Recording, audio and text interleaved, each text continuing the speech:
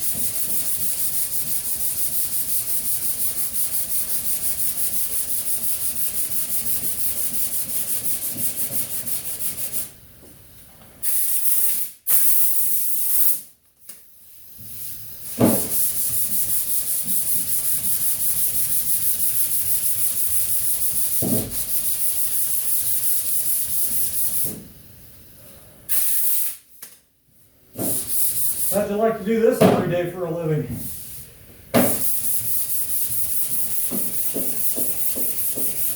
Well, I don't make cars for people anymore. It sucks, man.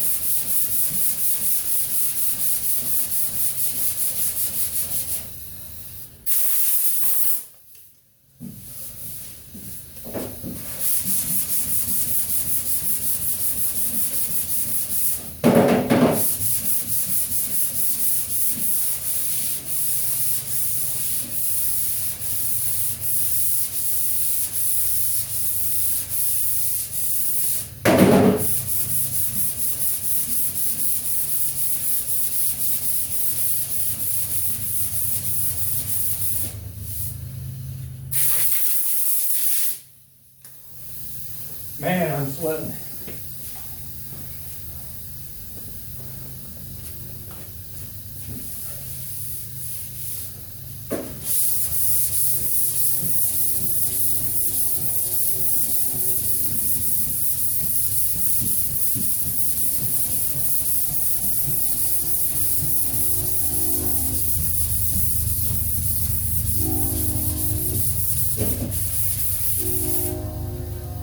I'm using 180 grit. So it is taking a little bit to cut, but I put that stuff on pretty good, so even though it's transparent as hell, there's a lot on it. This stuff will usually take a lot of the waves and ripples out, but if they're really big and deep, of course it won't. We'll have to put a little putty on it, but you know, it's going to fix a lot of the little stuff that I didn't catch the first go around. I'm using a taco pad. It's just what I like to use around these edges on the round side. Everybody's different, the blocks they use and how they do shit. I just use whatever I feel is going to work.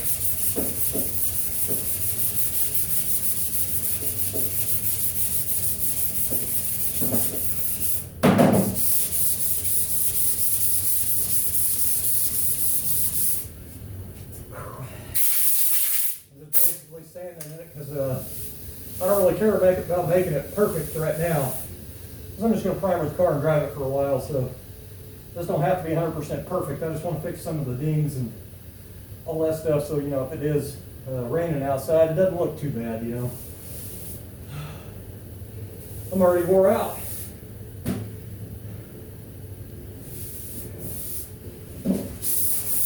Normally I'd tape the body lines.